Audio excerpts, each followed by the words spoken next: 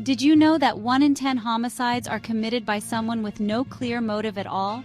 What drives people to commit unthinkable acts? Today, we're diving deep into the world of unusual motives behind some of history's most infamous crimes. From the mysterious to the downright bizarre, motives for crime aren't always what they seem. Human behavior is complex, and so are the reasons people turn to crime. Let's take a closer look at the strange, often surprising forces that have driven some of the most shocking acts in history. When we think of crime, we often picture greed, jealousy, or revenge. But what happens when the motives don't fit the usual mold? Understanding why someone commits a crime is one of the most challenging tasks in criminology. Some criminals are driven by forces that defy common logic, such as deep-seated obsessions, delusions, or even bizarre ideologies. Why did someone like Richard Trenton Chase, the so-called Vampire of Sacramento, kill to drink his victim's blood? What possessed Belle Gunness to murder her suitors? These aren't just random acts. They reveal a deeper, darker side to human nature. Let's travel back to 1924 Chicago.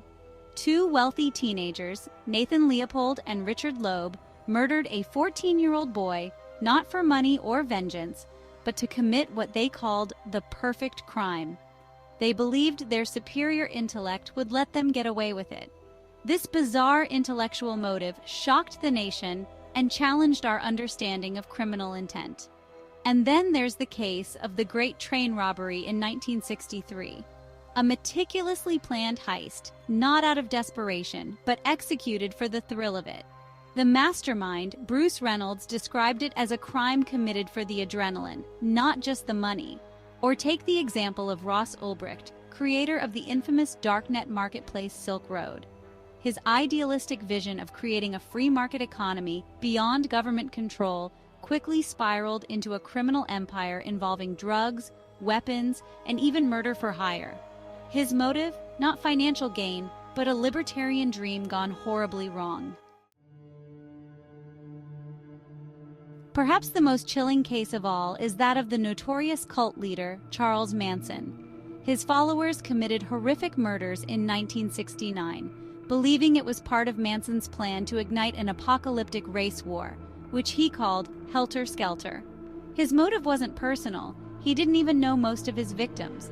Instead, he manipulated vulnerable people to act out his delusions of world-changing chaos.